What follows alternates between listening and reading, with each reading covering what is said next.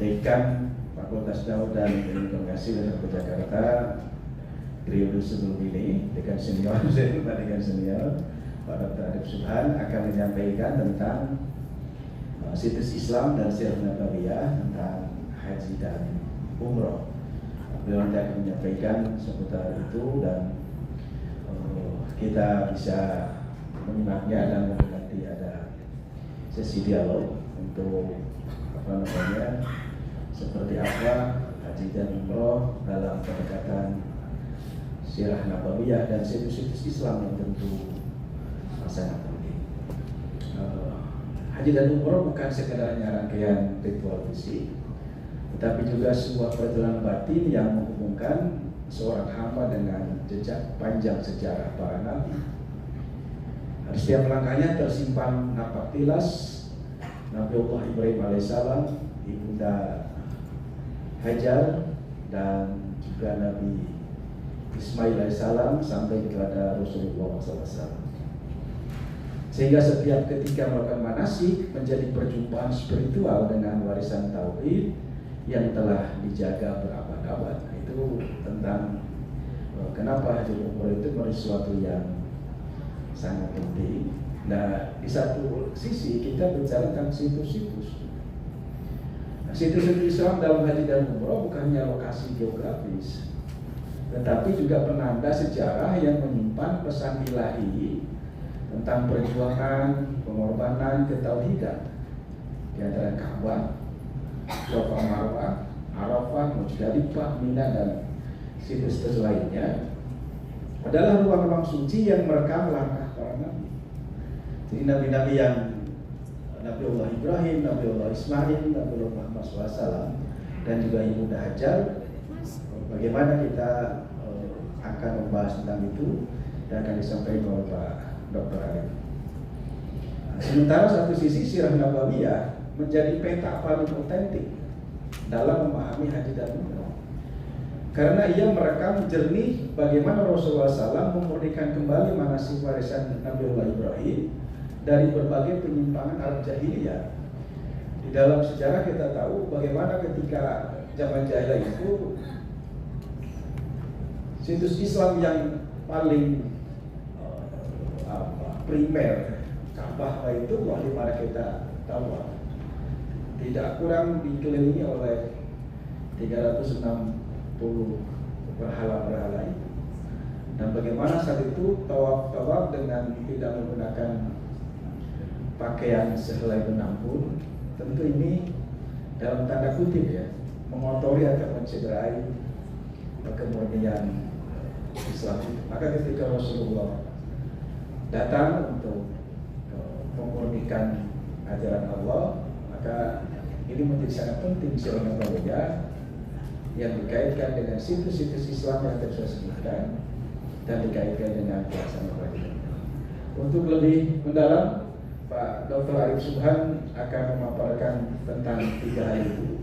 Situs-situs Islam di satu sisi, Sirah Nabawiyah di sisi lain, haji dan umroh, yang dimana kita akan melakukan pembimbingan untuk mendampingi para jamaah haji Indonesia menaikkan rukun Islam yang kelima.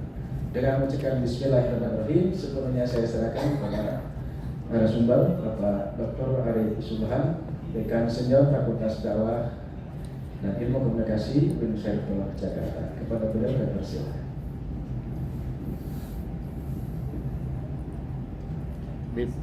Habib.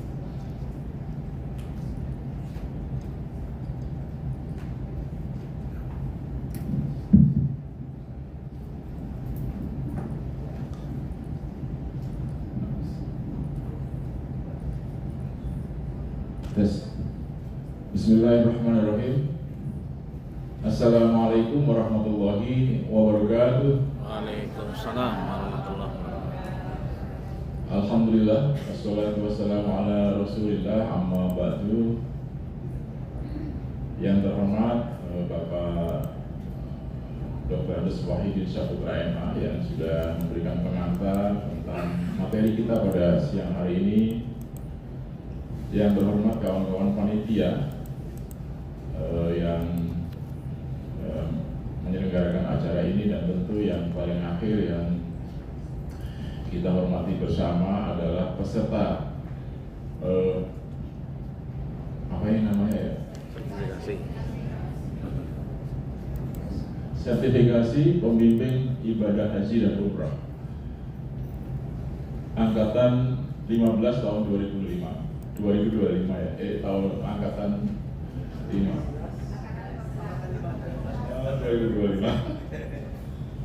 Ya mungkin karena terpengaruh ngantuk saya, jadi saya membacanya itu salah gitu. Jadi tadi saya berangkat juga agak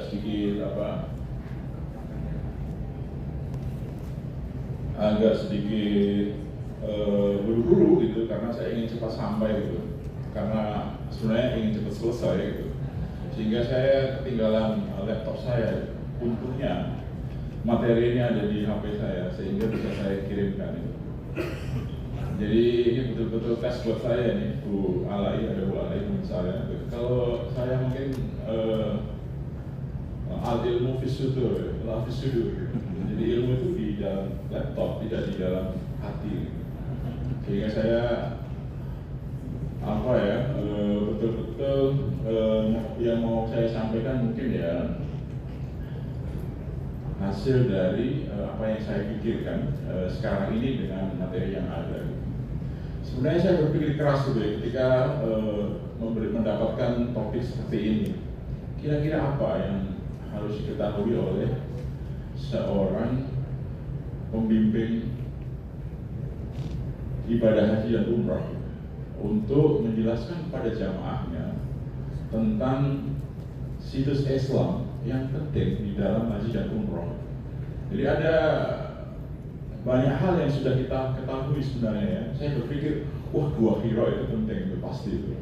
Jadi nanti ada foto tentang gua gitu ya, terus ada Gunung Uhud itu penting, ada foto tentang Gunung Uhud. Tapi apa sebenarnya itu yang menjadi pikiran saya gitu. Yang paling tepat gitu ya, yang diberikan kepada para jamaah haji. Saya sendiri sebenarnya bukan orang yang sering naik haji, bukan orang yang sering menjadi pembimbing umroh gitu. Jadi orang yang biasa-biasa saja gitu. Jadi ya haji ya pernah, umroh ya pernah, begitu aja, tidak sekeren para narasumber yang lain gitu. Dan banyak teman saya malah yang ogah-ogahan umroh itu banyak teman saya gitu. Cuma teman saya kemarin ada satu orang yang ogah-ogahan umroh itu berangkat umroh gitu. Dan ketika dia pulang, saya apa yang paling menarik ketika kamu melakukan umroh? Karena selama ini kamu tidak mau umroh, tiba-tiba memutuskan untuk umroh gitu. Jawabannya itu surprise buat saya. Dia mengatakan bahwa saya bersyukur sekali Arab Saudi itu bermadhab Wahabi. Dia bilang begitu. Kenapa? Seandainya Arab Saudi tidak bermadhab Wahabi, maka itu ada syekh ini, ada syekh itu, ada wali ini, ada wali itu, ada kuburan ini, terus ada rumah itu, semuanya diziarahi oleh orang yang ibadah umroh. Betapa melelahkannya itu. Dan di setiap kuburan-kuburan itu semuanya membaca doa gitu ya, panjang-panjang. Seandainya dia tidak Wahabi. Jadi teman saya punya kesan yang menurut saya itu menarik ya. Seandainya Mekah itu tidak bermadhab Wahabi, wow gitu. Para jamaah haji dan umrah itu kehabisan waktu untuk berdoa, berziarah di semua makam. Apalagi makamnya kan masih ada namanya kan. Ini makam siapa sahabat ini makam kiai ini dari sini, ini makam ulama ini dari sini. Betul-betul melelahkan. Saya nggak tahu apakah rasa syukur yang diucapkan sahabat saya itu benar atau tidak, tapi jangan-jangan ada benarnya. Jangan-jangan seandainya dia tidak Wahabi, akan apa ya? Akan menghabiskan waktu kita dan mendoakan kita itu, doanya panjang-panjang. Nah ini dalil yang saya kutip lah kira-kira walillahi ala nasi hijjul baiti man istata'a ilaihi sabila. Ini mengerjakan haji adalah kewajiban bagi manusia terhadap Allah, yaitu bagi orang-orang yang mampu mengadakan perjalanan ke Baitullah. Ini ada banyak ya, istitoah itu kan bahkan menjadi bagian yang sekarang itu sangat diperluas itu. Dulu istitoah itu ya cukup punya duit lah ya cukup. Sekarang istitoah itu sehat atau tidak? Gitu. Kalau nggak sehat bisa nggak jadi berangkat. Gitu. Jadi semakin diperketat ya. Nah, ini pengantarnya. Jadi ibadah haji itu dari dulu sampai sekarang itu merupakan, saya menyebutnya ini ya, ritual cum festival. Jadi dia tidak hanya ritual, tapi festival sekaligus. Nah, ini adalah satu bentuk ibadah yang sampai hari ini masih membuat takjub para sarjana barat. Haji tidak ada bandingannya dalam agama-agama lain, nggak ada. Kita tidak akan menemukan perbandingan yang sama untuk agama lain dalam soal ritual mengunjungi sesuatu atau kota yang dianggap sebagai kota suci, nggak ada. Orang Kristen ke Pakistan atau Katolik ke Pakistan, ke Vatikan itu ya tidak sedahsyat orang haji gitu ya, karena orang haji antriannya kan panjang. Jadi mungkin ini adalah kesan sarjana barat modern. The largest single gathering ini satu pertemuan yang sangat besar di satu tempat, satu waktu dengan tujuan yang sama, itu haji. Ditargetkan bahkan jamaah haji itu sampai 5 juta ya nanti oleh pemerintah Arab Saudi.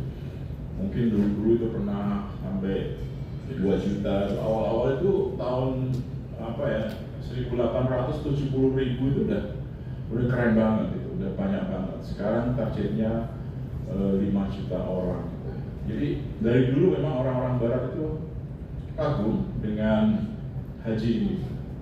Salah seorang barat, orang Belanda yang kagum ya, misalnya sampai dia merasa perlu untuk berhaji gitu. Pak Christian Snowburger-nya kan merasa perlu berhaji dia, bukan berhaji ya, mengunjungi Mekah, pengen tahu sebenarnya haji itu apa ya gitu. Sampai dia perlu merasa, kan nggak boleh ya kalau orang Kristen gampang dia masuk Islam, namanya menjadi Abdul Ghafur, tapi ya mungkin Islamnya Islam palsu atau asli, tapi yang pasti dia betul-betul pengen tahu tentang haji. Jadi haji itu luar biasa. Nah, haji sebagaimana tadi disebut oleh Pak Wahidin ya, itu memang memiliki jejak historis panjang dalam konteks ibadah dalam Islam. Haji mulai diperintahkan sejak Nabi Ibrahim, lama sekali kan itu perintah itu, sampai hari ini. Karena itu situs dan sirahnya itu harus dilihat sejak Ibrahim, bahkan mungkin jauh sebelum itu. Jadi tidak ada ibadah di dalam Islam yang gitu ya melibatkan sedemikian panjang dari aspek sejarah itu kecuali haji. Kalau kita bercerita mengenai haji, itu kita bercerita bahkan bisa jadi sejak Nabi Adam, ya. Nanti akan kita sebut itu di slide itu. Sejak Nabi Adam, Ibrahim, Ismail, Hajar, yang mungkin melibatkan Sarah, meskipun Sarah itu jauh tinggalnya ya, tapi dia terlibat juga dalam hal dia mengusulkan ya kepada suaminya agar Hajar itu tinggal di tempat yang jauh darinya. Kira-kira seperti itu. Jadi panjang sejarah tentang haji. Dia tidak merupakan satu ritual yang baru muncul sejak Nabi Muhammad SAW, tapi satu ritual yang kalau kita mau menjelaskan sama orang yang berhaji itu, ya panjang sekali sejak dari Ibrahim. Jadi haji, saya kira kita semua tahu artinya dari menyengaja atau menuju sesuatu yang dianggap agung. Artinya seseorang menyengaja untuk menuju ke tempat tertentu dengan niat beribadah kepada Allah. Dan dalam konteks ini haji dikatakan sebagai perjalanan suci yang sejalan dengan hakikat manusia sebagai homo viator. Manusia itu ada orang yang mengatakan, ya ada filsuf yang mengatakan homo viator. Homo viator itu adalah makhluk yang suka jalan-jalan. Karena manusia itu makhluk yang suka jalan-jalan, maka sebenarnya ibadah haji itu sejalan dengan hakikat manusia sebagai makhluk yang suka jalan-jalan, homo viator. Siapa sih yang suka jalan-jalan? Haji aja nggak cukup hanya di Mekah, padahal setelah Arafah, lalu Mina, lalu Jamarat, kan setelah itu tawaf ifadah dan selesai gitu. Tapi kalau belum ke Madinah, rasanya kurang. Kemudian belum ke mana lagi ya? Pokoknya ada beberapa tempat. Gimana lagi? Ke masjid apa itu? Ya macam-macam lah. Kalau nggak ke situ ya nggak selesai. Kalau umroh sama, umroh saja itu ya kalau uangnya sedikit ya. Kalau uangnya agak banyak kan Turki gitu kan, Palestina, kemudian Mekah, Madinah, Jakarta. Itu lebih senang itu orang kalau melakukan itu, karena memang pada hakikatnya manusia itu adalah makhluk yang suka jalan-jalan. Jalan-jalan ke Tangerang aja saya senang sekali itu, melewati banyak ini tadi kan, pemandangan gitu ya, apalagi kalau jalan-jalan untuk berhaji gitu ya. Dan memang itulah manusia. Dan bahkan perjalanan di dalam Islam itu sesuatu yang sangat dianjurkan oleh agama gitu kan. Berjalanlah kamu untuk merenungi ciptaannya gitu kan. Jadi ada perintah jalan-jalan. Bahkan mencari ilmu pun gitu ya, disebutnya rihlah ilmiah gitu. Jadi kalau peserta ini berasal dari banyak tempat ya, mungkin berbeda-beda, ini kesini sebenarnya rihlah ilmiah, jalan-jalan untuk mencari ilmu. Dan barang siapa berjalan untuk mencari ilmu, maka dia pahalanya besar. Jadi manusia itu adalah makhluk yang suka jalan-jalan, homo viator. Ini saya coba ini. Balik lagi. Nah sebenarnya haji adalah ibadah dalam bentuk perjalanan yang mengunjungi tempat-tempat suci. Oleh karena itu, dia mengandaikan pengetahuan yang baik tentang tempat-tempat yang akan dikunjungi dan bagaimana sejarah dan proses kunjungan itu dilakukan. Jadi karena haji itu perjalanan mengunjungi tempat suci, misalnya kan itu mengunjungi Ka'bah gitu kan. Nah, kalau tidak tahu bagaimana sejarah Ka'bah, itu kita tidak bisa berharap orang itu akan menghayati ibadahnya dengan baik, atau tidak tahu tentang Masjidil Haram sejarahnya seperti apa. Itu tidak ini. Saya tadinya berpikir, apakah memang ini yang mau saya sampaikan, atau mengunjungi misalnya rumah tempat lahir Nabi yang sudah jadi perpustakaan itu, cerita mengenai itu atau mengenai ini. Tapi ternyata tidak. Haji itu adalah mengenali tempat-tempat suci yang dikunjungi. Oleh karena itu memang tempat yang dikunjungi ini harus dijelaskan kepada jamaah. Apa sebenarnya yang dikunjungi ini? Dan bagaimana kok prosesnya dia bisa ada, dia bisa dikunjungi dan seterusnya. Kalau tidak itu, mengharapkan jamaah haji yang bermakna itu agak berat ya. Karena tujuan haji itu adalah mabrur atau menjadi manusia yang lebih baik. Kalau kita udah tahu lah haji mabrur itu tidak ada pahalanya kecuali surga dan lain sebagainya. Tapi mereka yang berhaji itu ya kira-kira kita harapkan akan berangkat dengan kepala kosong, pulang dengan kepala yang penuh dengan isi. Atau umroh itu begitu, kepalanya kosong berangkat, pulang itu penuh dengan isi. Kalau sekarang atau umroh atau haji itu berangkat dengan koper kosong, pulang dengan penuh isi, isinya oleh-oleh. Itu yang sekarang terjadi.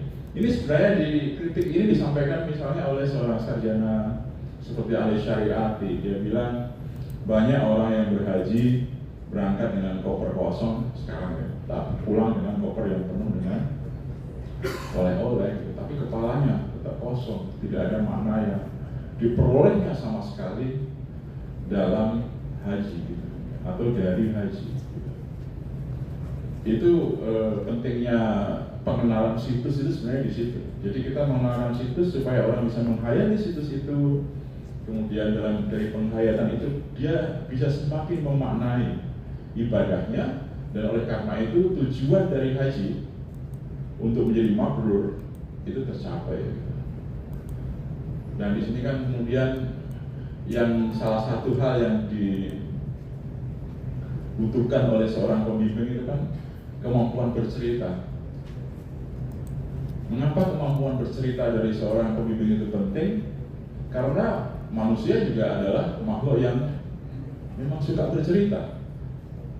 Manusia kalau tidak mendengarkan cerita itu dia tidak bisa menghayati dengan baik, dan cerita itu penting. Cerita itu penting. Al-Quran itu kan banyak kisah ya, banyak cerita. Nah, sebenarnya itu salah satu pendekatan ya, salah satu metode dalam komunikasi yang baik adalah dengan bercerita.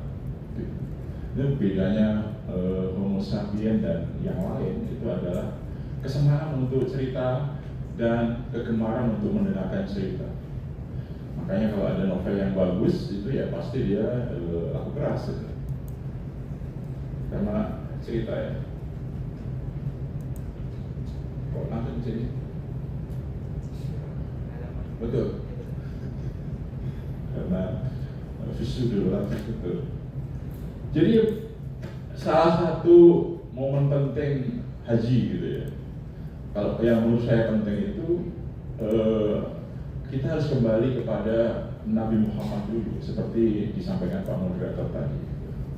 Dan ketika bicara mengenai sejarah Nabi yang berkaitan dengan haji, maka Hudaybiyah itu menjadi bagian yang sangat penting. Hudaybiyah itu kan dalam Sirah Nabawiyah itu kan peristiwa di mana ini terjadinya pada bulan Maret tahun 628 Masehi. Jadi Nabi Muhammad berniat mengakhiri konflik. Jadi setelah mereka konflik lama ya antara Mekah Madinah itu, setelah konflik lama tahun 628 Nabi berniat mengakhirinya, dan Nabi melakukan perjalanan haji ke Mekah dan meminta sukarelawan Muslim yang lain untuk mengikutinya. Jadi ada 1.000 orang Islam menemani dan mereka berangkat tanpa senjata. Ya, berangkat haji kan tanpa senjata, ya kan? Nah, kaum Quraisy itu menyerang mereka di pinggiran kota sebelum mereka memasuki tanah haram. Nah, kalau sudah memasuki tanah haram, itu nggak mungkin diserang oleh Quraisy. Karena apa? Karena kalau Quraisy melakukan penyerangan itu artinya apa? Mereka mengkhianati komitmennya sebagai penjaga tanah haram atau penjaga Ka'bah. Tapi kalau di luar tanah haram, penyerangan itu boleh dilakukan, dan itulah yang dilakukan oleh orang Quraisy gitu. Dan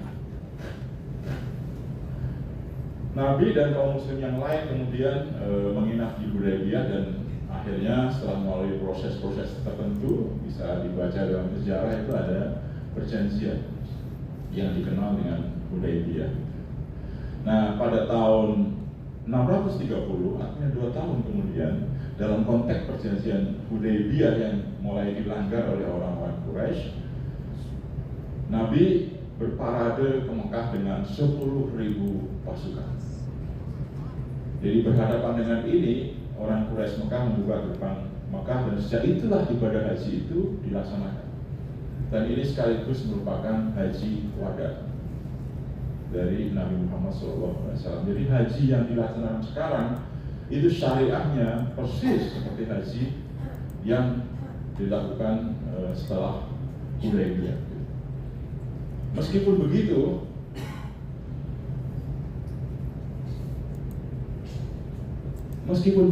gitu ya. Nah, ini ada satu kutipan yang saya paling suka gitu ya, dari seorang ulama, Sayyid Muhammad bin Ali Al-Maliki. Ini kutipan ini saya senang karena gini, dia bilang atau beliau bilang, apabila seorang muslim mengamati satu persatu ritual haji satu persatu diamati ya, itu kan ada sa'i gitu kan, ada tawaf, ada wukuf di Arafah, lalu ada mabit di Musdalifah, lalu ada menginap di Mina, Jamar dan seterusnya gitu ya. Jadi mengamati satu persatu ritual haji, ia akan melihat banyak tindakan dan amalan yang secara lahiriah menyengsarakan diri. Bahkan akal pun tidak mendapatkan petunjuk terang untuk mengetahui maknanya. Ini untuk apa gitu? Dari Safa ke Marwah jalan gitu, kemudian sampai balik lagi dia. Berapa kali sih? 7 kalau nggak salah ya. Balik itu. Sebenarnya untuk apa itu? Gitu? Kan bisa dijelaskan secara historis itu untuk mengenang ya, yang situasi tertekan itu gelisah gitu ya, mau mencari-cari apa ya, kira-kira karena Ismail anaknya waktu itu lapar gitu kan. Tapi buat apa ditirukan itu? Kan bisa direnungkan saja. Mengapa ditirukan? Kan ibadah yang paling melelahkan itu ibadah haji, karena menyengsarakan diri secara fisik. Gitu. Jadi menjelaskannya itu tidak mudah. Bandingkan misalnya dengan zakat. Zakat mudah menjelaskannya. Zakat itu adalah konsep distribusi kekayaan menurut Islam, di mana orang kaya itu diwajibkan untuk mengeluarkan sebagian hartanya yang dibagikan kepada asnaf. Mudah kan? Sehingga asnaf itu mendapatkan rezeki gitu. Sholat misalnya, sholat juga sama. Sholat itu doa ya, bentuknya meniru Nabi dan seterusnya. Tapi itu diajarkan betul, sholat itu seperti itu. Tapi kalau haji itu tidak. Karena itulah kemudian Syekh Muhammad bin Ali ini mengatakan haji itu adalah soal ketundukan mutlak manusia kepada Allah. Soal ketundukan dan soal sikap abid ya. Kita itu Abdullah gitu ya. Yang ditunjukkan dalam semua ritual haji. Jadi apa yang ada dilaksanakan gitu. Itu aja. Tidak boleh protes, tidak boleh bertanya. Ini untuk apa? Mengenang hajar ini, bolak-balik ini, atau tawaf dan seterusnya itu untuk apa sebenarnya? Gitu. Jadi kalau ditanyakan itu, paling sulit itu adalah sebenarnya menjelaskan tentang ibadah haji. Dan saya setuju dan sangat suka dengan pandangan Syekh Muhammad bin Ali Al-Maliki ini. Karena memang sulit menjelaskan haji. Sudahlah kalau kamu berhaji, laksanakanlah dengan penuh ketundukan kepada Allah Subhanahu wa Ta'ala. Jangan kamu pikirkan ini sebenarnya untuk apa? Ini sebenarnya untuk apa?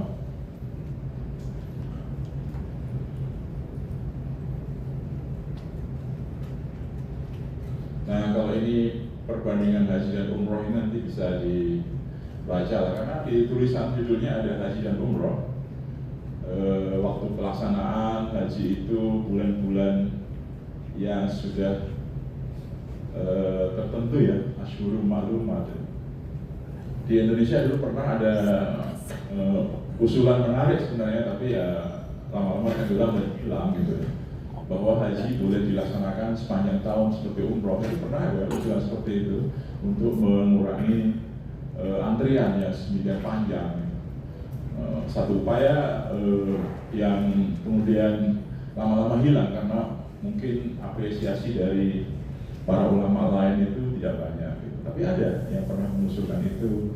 Jadi haji waktu pelaksanaannya ya Asyhurul Ma'lumat. Kalau umroh ya sepanjang tahun gitu ya. Kemudian rukunnya beda lah gitu ya. Kalau umroh tidak ada wukuf, tidak ada mabit, tidak ada jamarot dan seterusnya. Haji hukumnya wajib seumur hidup bagi yang mampu. Umroh ada yang mengatakan wajib, ada yang mengatakan sunnah. Sekali lah ya gitu ya. Tujuan spiritual puncak ketaatan, simbol perjalanan hidup manusia Allah. Jadi puncak ketaatan, karena memang dia secara fisik melelah, karena itu disebutnya puncak ketaatan. Kalau umroh ya penyegaran rohani dan latihan ketaatan, kira-kira gitu. Nah, ini yang menurut saya situs penting yang mungkin para calon pembimbing harus paham ya. Kalau pembimbing yang profesional itu bahkan mereka bisa menjelaskan semua, dari mulai kalau bicara mengenai Masjid Palestina dia tentang Masjid Palestina secara fasih dan seterusnya. Tapi kalau haji dan umroh ya, menurut saya menjelaskan mengenai ini itu sudah cukup ya buat jamaah yang supaya mereka mendapatkan pemaknaan ya terhadap apa yang dilakukan gitu ya. Misalnya Ka'bah, ada peristiwa sirohnya apa, kemudian nilai spiritualnya apa. Sofa Marwa ada peristiwa sirohnya apa, ada nilai spiritualnya apa. Kemudian ada khutbah wada, ada ukhuwah kepemimpinan. Lalu ada pelemparan jumroh, ada perlawanan terhadap hawa nafsu dan seterusnya. Jadi ini yang menurut saya perlu dikelirkan, dijelaskan satu persatu. Coba, ada nggak? Nah, bicara mengenai Ka'bah dan tawaf, itu menurut saya luar biasa karena ada ulama yang memberikan penjelasan bahwa Ka'bah itu didirikan oleh Nabi Adam alaihissalam. Lama sekali kan artinya itu kan. Jadi kita ketika berhaji itu menuju sesuatu yang sudah sangat lama ya, di antara para nabi. Ketika terusir dari surga, jadi ada satu kesedihan paling perih yang dirasakan Adam. Demikian menurut cerita. Dia tidak lagi secara spiritual bisa mengikuti ibadatnya para malaikat, berkeliling mengitari arsy. Kemudian konon Adam dihibur oleh Allah dengan dibolehkannya membuat Ka'bah sebagai tiruan dari arsy. Adam diperintahkan memilih Ka'bah itu tawaf.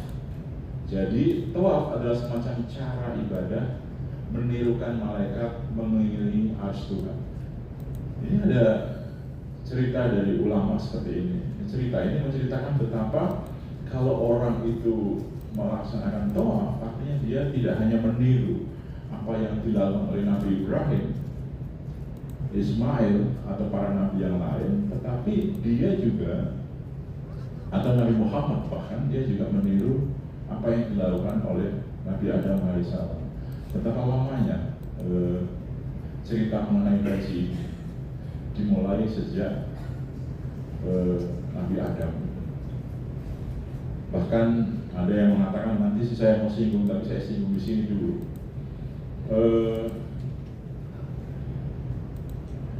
Dosa pertama dalam kehidupan ini itu apa sebenarnya?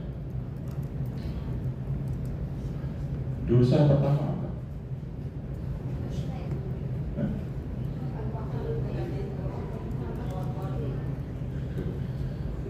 Itu dosa kedua itu. Itu dosa kedua. Dosa pertama. Dosa pertama itu adalah iblis yang tidak menaati perintah ketika disuruh bersujud kepada Adam. Itu dosa pertama. Jadi kalau saya bilang dosa pertama tidak berkaitan hanya dengan manusia, tapi seluruh makhluk Allah, gitu kan. Mendekati dua buah khulbi itu dosa kedua. Jadi dosa pertama itu adalah kesombongan. Dan kesombongan itu bisa melekat melalui apa saja, gitu kan. Melekat melalui apa saja. Misalnya kalau para pembimbing jamaah haji itu menyampaikan misalnya melekat melalui jabatan, gitu kan. Seorang pejabat itu kan keren ya, dan dia bisa merasa sombong atas itu, gitu. Atau tidak seorang pejabat lah, mungkin karena saya memakai baju dengan merek branded yang terkenal dari Prancis, itu saya juga bisa merasa agak sedikit sombong, gitu. Atau saya memakai mobil yang keren bikinan Jerman gitu ya, saya juga bisa merasa sombong. Dulu bahkan ada iklan tuh zaman dulu itu, saya masih ingat iklan itu bunyinya itu, you are what you drive. Kamu adalah apa yang kamu kendarai. Jadi kalau kamu itu mengendarai motor, ya kamu yang motor itu lah, gak ada gengsinya gitu. Tapi kalau mengendarai mobil, ya kamu punya gengsi mobil itu. Mobil kamu mobil mewah, sebesar itulah gengsi kamu. You are what you drive. Ini satu ajaran kesombongan. Ini dosa pertama itu adalah kesombongan. Dan kesombongan inilah yang paling pertama mau gitu ya diruntuhkan melalui ibadah haji, melalui pakaian yang disebut dengan pakaian tanpa berjahit dan semuanya sama. Kamu tidak peduli kamu siapapun kan, kamu pejabat, kamu kaya, kamu ini sama ketika berhaji. Karena ketika berhaji itu kan mulai Arafah itu, kemudian Musdalifah, lalu Mina, dan itu semua sama.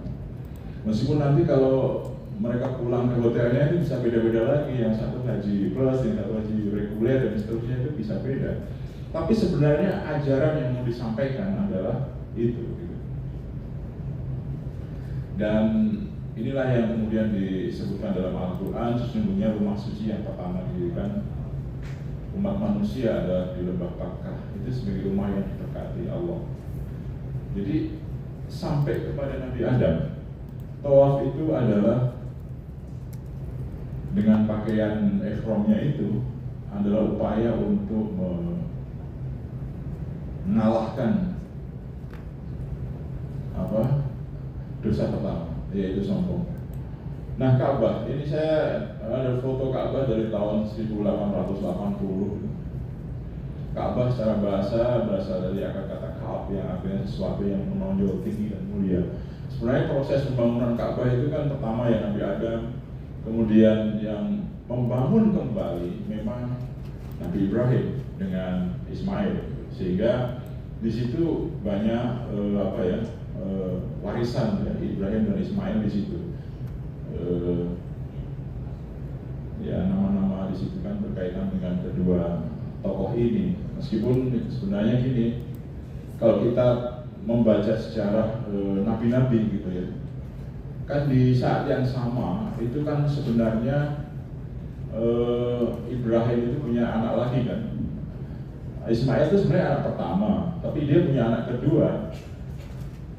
Ismail itu lahir pada saat Ibrahim umur sekitar 80-an. Dan ketika umur 100-an itu dia punya lagi namanya Ishak. Dan Ishak itu kan kemudian menjadi nabi yang juga menurunkan banyak sekali nabi.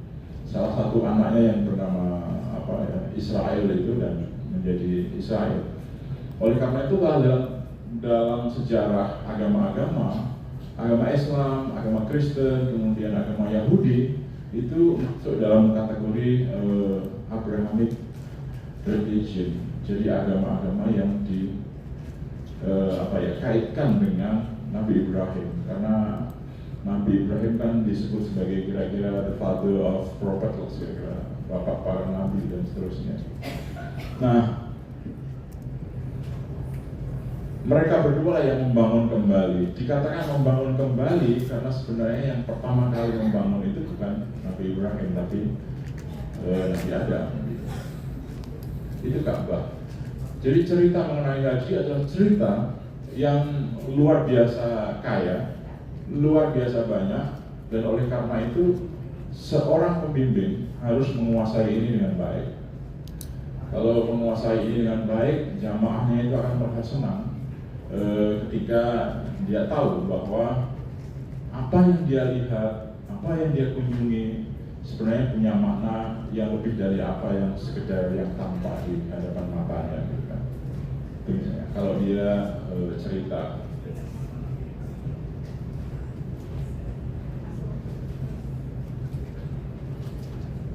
Ka'bah Ibrahim. Ka'bah dibangun kembali oleh Ibrahim dan Ismail. Ada ayat Al-Qur'annya yang menyebutkan, kemudian dia sebagai arah kiblat, simbol kesatuan arah seluruh umat Islam di dunia dalam salat dan ibadah. Kita kan sholatnya menghadap ke kiblat sebenarnya. Tapi ada cerita juga tentang Masjid Qiblatain.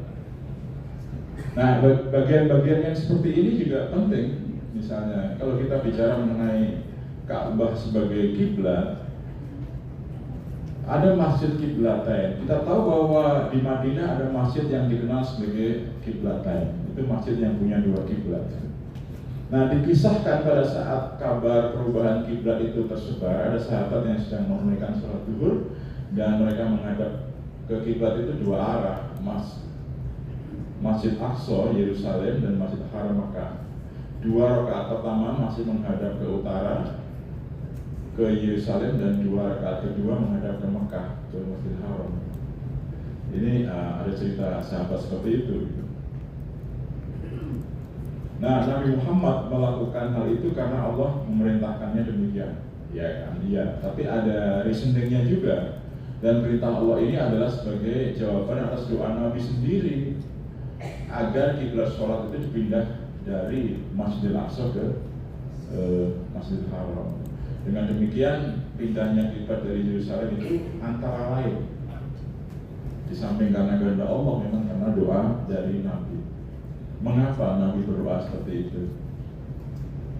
Mengapa Nabi menginginkan agar kiblat itu pindah ke Ka'bah, Masjidil Haram? Mengapa Nabi berdoa untuk pindah? Sebetulnya pada waktu itu beliau masih tinggal di Mekah, jadi sebelum hijrah, sholatnya memang menghadap ke Yerusalem. Hanya saja dalam mendirikan sholat beliau selalu mengambil posisi di sebelah selatan Ka'bah, gitu. Dan menghadapnya ke utara, sehingga Nabi itu tetap menghadap Ka'bah, tapi kiblatnya adalah Masjid Aqsa di Palestina. Itu ceritanya. Jadi menghadap keduanya. Tapi setelah pindah ke Madinah, hal itu tidak lagi bisa dilakukan. Madinah kan ke utara, ya. Otomatis kalau menghadap ke Aqsa, apa yang terjadi? Sedang Yerusalem berada di utara. Oleh karena itu dalam melaksanakan sholat, beliau terpaksa menyingkur Ka'bah. Menyingkur itu ya apa ya? Ka'bah itu ada di bagian belakangnya. Gitu. Salah dalam keadaan menyingkur Ka'bah itu rupanya sangat mengganggu perasaan beliau.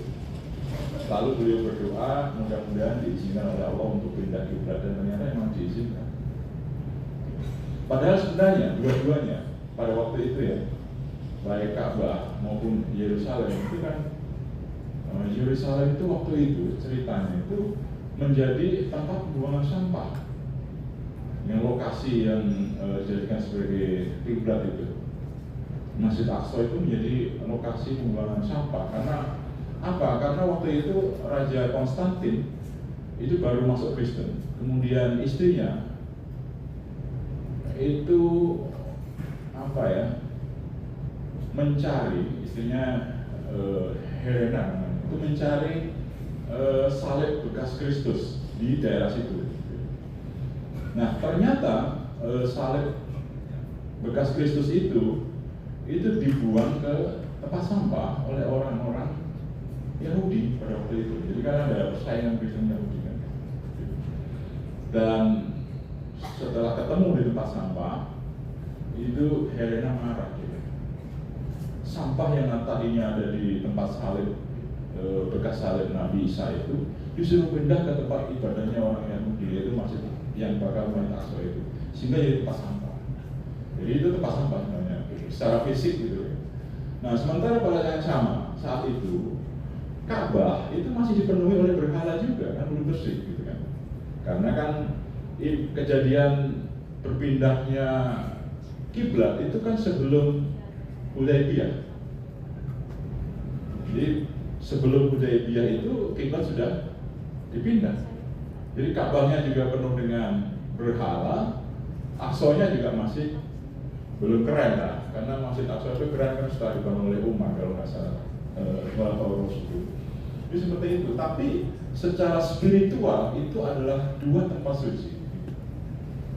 Dua tempat suci. Itu kira-kira, dan akhirnya memang pada akhirnya kan kita pindah ke Ka'bah. Nah ini kan cerita sebenarnya, storytelling. Manusia juga cerita, dan banyak sekali cerita yang berkaitan dengan haji, banyak sekali situs yang bisa diceritakan, dan oleh karena itu pembimbing manasik haji harus punya kemampuan storytelling yang baik, kemampuan bercerita yang baik.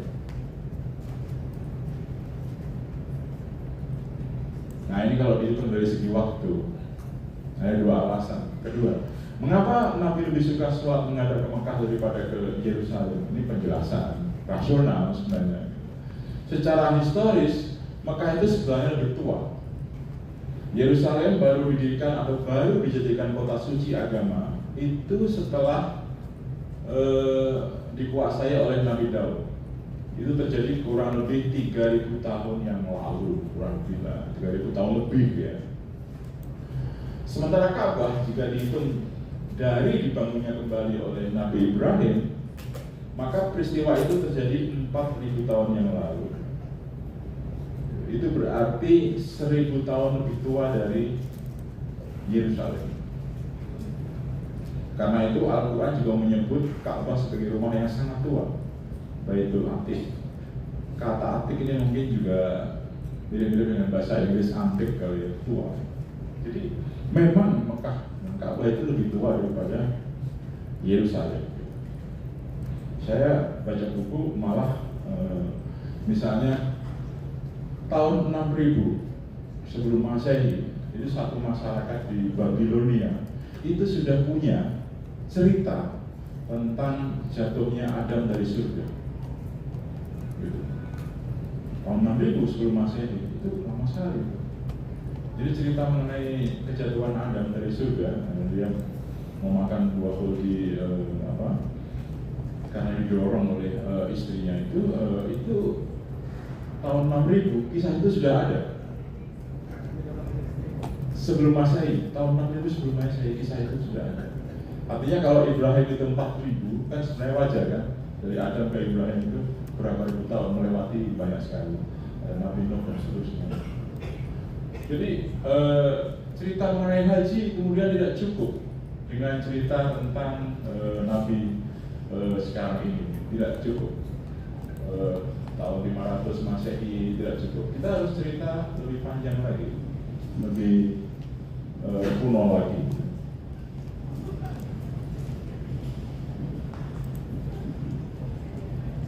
Nah, Safa Marwah, Sa'i Zamzam. Ini juga sebuah cerita sebenarnya, Safa Marwah itu kan. Jadi bukit Safa Marwah saksi, merupakan saksi bagaimana Hajar, istri Ibrahim, berusaha dengan kepanikan seorang ibu mendapatkan air untuk anak terkasihnya. Kemudian Allah menganugerahkan air Zamzam. Kalau kita baca ya sirah Nabi, sebenarnya ada sirah yang saya suka baca itu yang ditulis oleh Martin Link. Martin Link itu siapa nama Islamnya boleh?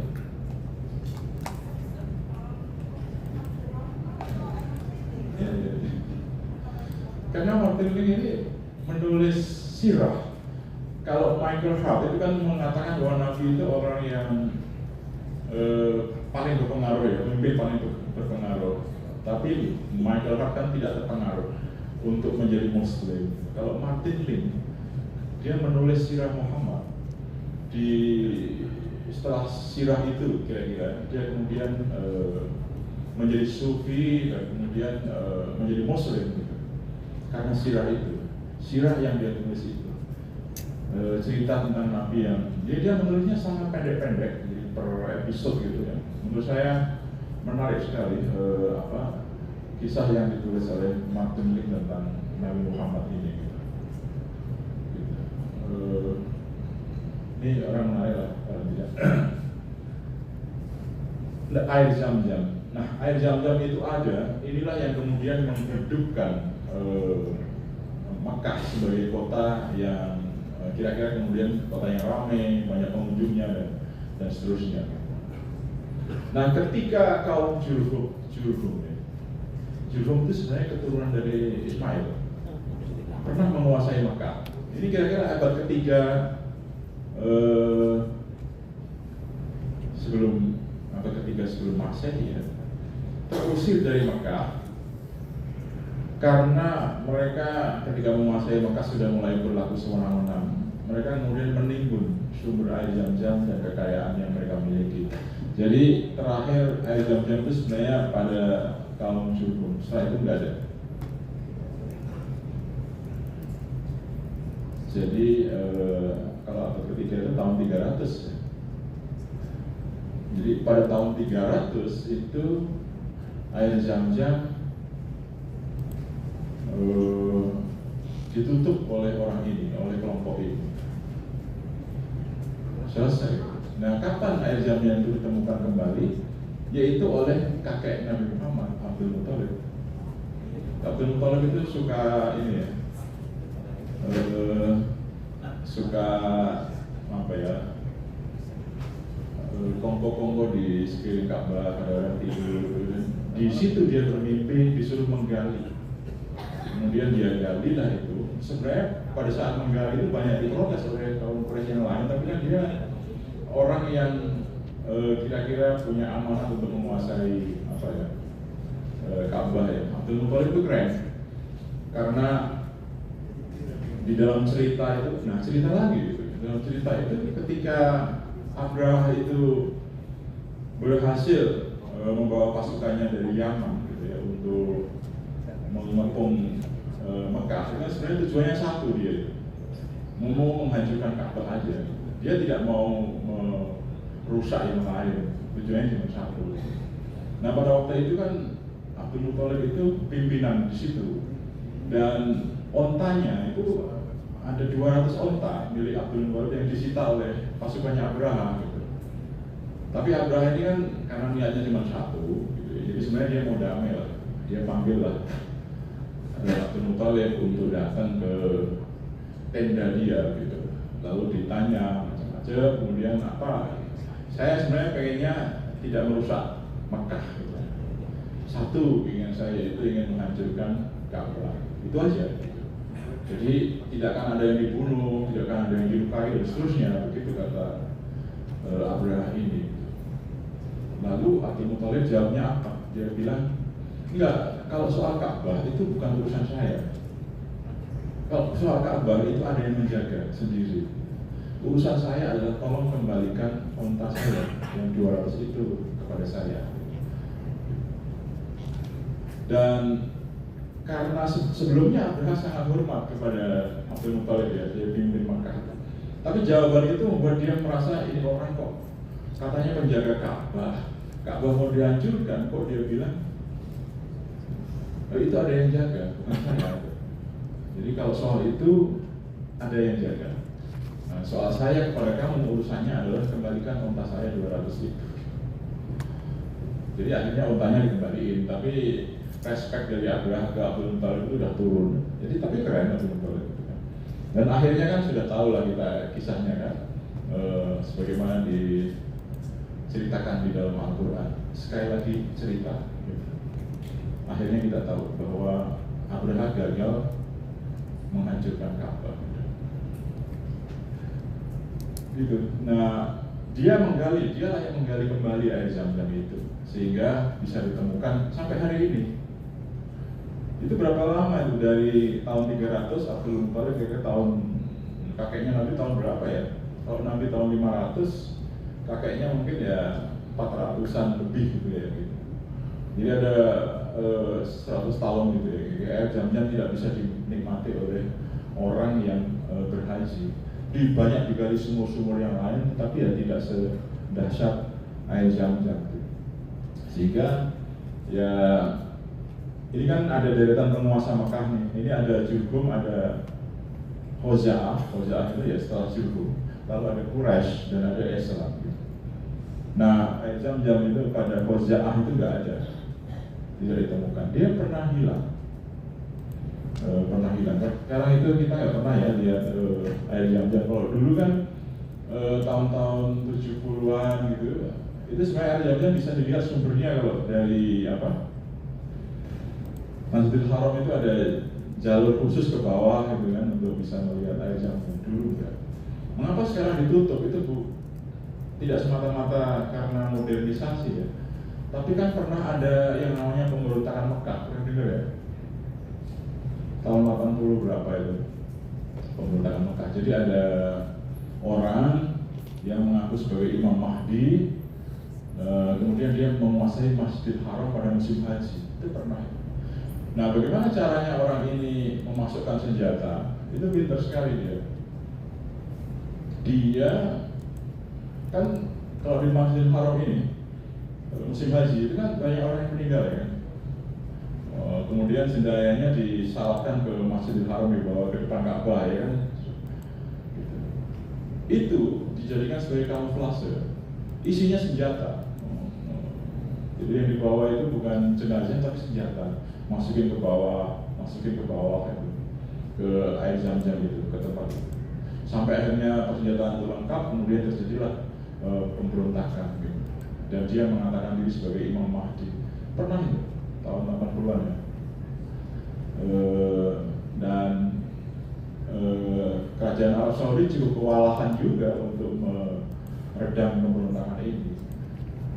Mereka minta bantuan kepada konsultan, kepada banyak pasukan elit dari Prancis, dari Amerika gitu untuk memadamkan pemberontakan ini pernah. Sehingga sekarang saya kira bukan hanya soal modernisasi ditutup itu, tapi khawatir nanti ada kejadian lagi. Sampai sekarang masih kok jenazah ini dibawa gitu kan ke depan seperti itu. Karena kalau isinya senjata gimana gitu. Nah, ini cerita mengenai Safa, Marwa, Sa'i, Zam-Zam. Jadi air Zam-Zam itu pernah hilang cukup lama, satu generasi, yaitu generasi Khuza'ah. Pernah hilang. Nah, cerita seperti itu.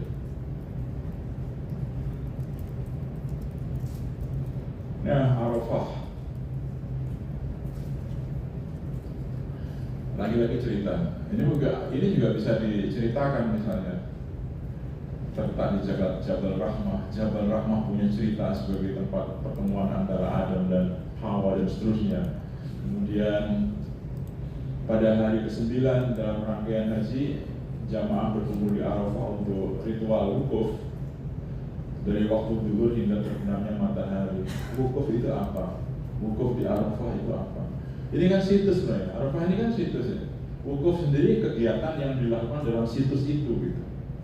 Nah, jamaah yang tidak bisa memaknai dengan baik gitu ya, situs dan Arafah, itu dia tidak bisa. Arafah itu kan dia kalau kita mau di situ pada waktu haji pun gitu ya, kemudian kita ngobrol dengan teman kita juga asik kok gitu. Tidak perlu berzikir juga asik aja gitu. Nah, ini kalau tidak diberi pemaknaan yang baik tentang Arafah gitu. Jadi Arafah dan wukuf, kemudian apa lagi nih? Nanti biar ada tanya jawab, yang jawab nanti yang ini. Musdalifah, tempat mendekat atau berhimpun. Jadi dari Arafah itu ada Musdalifah. Mengapa disebut Musdalifah? Karena dia tempat mendekat. Mendekat ke mana? Mendekat ke Mina. Tempat mendekat kepada Allah melalui zikir dan doa malam setelah ampunan Arafah. Jadi secara geografis dekat ke Mina, tapi sebenarnya dia kayak perantara. Jadi dalam tahapan perjalanan dari Arafah ke Mina, menggambarkan kesinambungan antara pengenalan diri, Arafah, zikir, Musdalifah, dan perjuangan Mina. Mina itu bagian dari perjuangan. Karena di Mina itu kan kita melemparkan jamarot ya, dan melempar jamarot itu artinya ya melawan hawa nafsu, kira-kira seperti itu. Mina mengalir, menetes seperti darah kurban yang mengalir. Harapan dan keinginan kuat, tempat aliran darah dan tempat harapan. Jadi kisah Nabi Ibrahim di lembah Mina inilah terjadi peristiwa monumental. ketika diperintah menyembelih putranya, setan datang menggoda, ia membatalkan agar ia membatalkan perintah Allah. Ibrahim kemudian melempar setan dengan batu kecil di 3 tempat berbeda, Jumratul Ula, Jumratul Wusta, dan Aqabah. Ini juga cerita.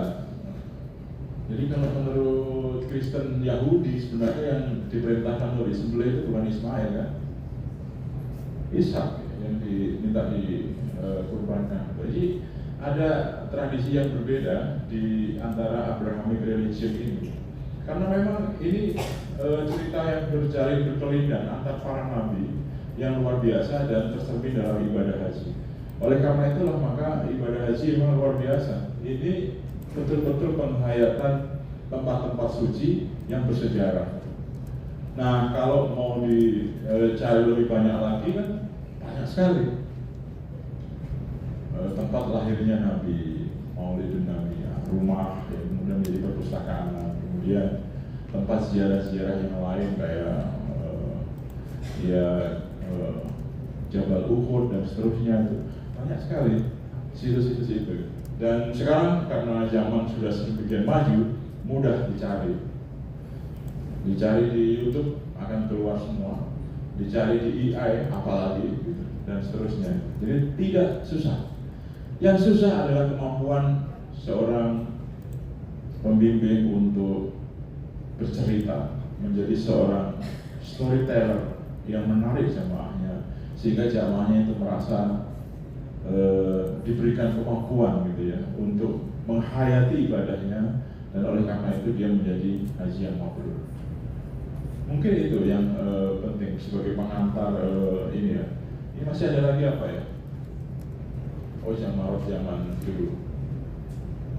Nah, ini 3 bentuk dosa yang saya sebut tadi. Ini dosa pertama ya. Dosa pertama dilakukan oleh iblis ketika diperintahkan bersujud. Dia dosa dalam bentuk kesombongan, semacam superiority complex dari dia. Dan oleh karena itu kesombongan itu memang sesuatu yang sangat dilawan dalam ibadah haji. Jadi tidak boleh sombong. Ini terbukti dengan ihram gitu kan, pakai pakaian yang sama dan seterusnya. Jadi ada egaliter. Ini salah satu ciri dari Islam itu adalah melihat manusia secara sama. Itu Islam. Manusia tidak dibedakan dari aspek apapun. Itu Islam. Egalitarianisme itu salah satu ajaran Islam yang pokok gitu.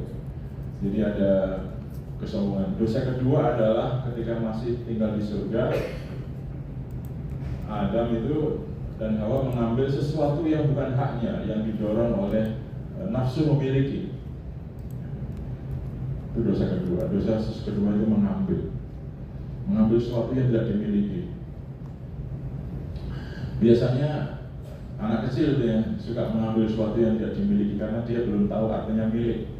Nggak percaya, coba deh bawa anak kecil main ke toko mainan, dia akan ngambil aja, dia bawa karena dia nggak tahu gitu. Nah, itu namanya dosa anak didorong oleh nafsu. Yang kedua adalah yang ketiga itu dosa Qabil ketika membunuh adiknya. Ini adalah dosa tentang iri hati kepada orang lain. Nah, 3 dosa ini itu yang menurut saya kalau dikaitkan dengan ibadah haji ya relevan. Jadi situs haji tidak terpisahkan dari proses ritual ibadah haji. Berbeda dengan ibadah lain, haji memiliki kompleksitas historis sejak Nabi Ibrahim, bahkan sejak Adam. Prakteknya yang sudah berlangsung sangat panjang menjadikannya tidak pernah habis digali maknanya. Makanya kalau misalnya saya menyampaikan materi dengan bercerita, ini Ka'bah dibangun tahun segini pertama, kalau ada renovasi yang dilakukan itu seperti ini gitu kan. Itu kan renovasinya itu kan pernah Ka'bah dibangun dalam bentuk huruf D kan, gitu. Yang Hijri Ismail itu masuk kan. Tapi kemudian direnovasi lagi pada zaman Utsmaniyah itu menjadi kotak segi 4 lagi gitu, sebagai bangunan sederhana. Nah, ketika tahu bahwa oh ternyata memang itu bagian dari Ka'bah gitu, maka mau direnovasi lagi, tapi kan kemudian Imam Malik melarangnya. Udahlah, biarin saja seperti itu. Ini kalau direnovasi terus-menerus, nanti setiap penguasa akan merenovasi Ka'bah, sehingga dia kehilangan sakralitasnya kalau diubah-ubah secara terus-menerus. Makanya orang yang sholat di lingkaran itu, di Ismail itu, katanya adalah itu bagian dari Ka'bah dan itu di dalam Ka'bah, karena Ka'bah itu pernah dibentuk dalam huruf seperti huruf D gitu. Itu luar biasa. Jadi kalau misalnya ceritanya seperti itu satu persatu itu akan panjang sekali Ka'bah kemudian ini. Tapi kira-kira itulah situs-situs yang menurut saya penting disampaikan kepada para jamaah haji supaya mereka betul-betul menghayati haji sebagai bagian dari ibadah yang menurut saya penuh dengan ketundukan. Jadi kalau kita terlalu banyak bertanya mengapa harus begini, mengapa harus begitu, maka dalam ibadah haji berat sekali. Ibadah haji adalah ibadah yang menjadi simbol dari ketundukan total manusia kepada Allah Subhanahu wa Ta'ala. Mungkin itu yang saya sampaikan sebagai pengantar. Sisanya silakan kalau ingin ada yang menambahkan ya, bukan bertanya, karena masing-masing punya pengalaman yang mungkin lebih baik bahkan ya dibanding saya dalam soal yang berkaitan dengan situs ini. Terima kasih. Saya kembalikan kepada moderator. Baik, terima kasih Pak Dekan. Kita berikan sekali lagi untuk Pak Dr. Arif Subhan yang tadi sudah luar biasa menyampaikan pemaparannya. Kita berikan sekali lagi. Terima kasih Pak Dekan. Bapak Ibu yang saya muliakan, mohon dengan segala hormat saya minta Bapak untuk berdiri. Berdiri saja. Ayo berdiri. Semuanya berdiri. Sudah? Tolong tolak pinggang. Tolak pinggang. Terus belok ke kiri dan belok ke kanan. Kamu main nggak pegawai itu kan? Iya. Baik, Bapak Ibu sekalian, terima kasih. Silakan dan kembali. Kembali. Pemaparan yang luar biasa dari narasumber kita tentang situs Islam, Sirah Nabawiyah, Haji dan Umroh, gitu ya. Tadi Pak Dr. Arif menyebutkan ada 3 dosa yang dilakukan oleh makhluk Allah. Di antaranya adalah yang dilakukan oleh iblis, yaitu kesombongan. Tapi kesombongan ini adalah juga bisa menerpa manusia, termasuk para pembimbing haji. Ada satu ketika pembimbing haji sudah pernah membimbing 10 kali pulang balik Jakarta Mekah. Di yang ke-11 dia berangkat haji beserta istrinya. Suatu ketika dia izin sama istrinya mau sholat zuhur di Masjidil Haram. Istrinya wanti-wanti, Pak, hati-hati, Bapak sudah tua, takut nyasar. Dia katakan apa? Mosok saya kesasar, Bu? 10 kali saya jadi pembimbing, mosok kesasar. Sudah hafal engkau. Sombong kan kira-kira? Tuh. Akhirnya selesai sholat zuhur, dia mau kembali ke hotel. Bingung dia, mana pintunya? Datang waktu asar, selesai, mau pulang nggak bisa juga.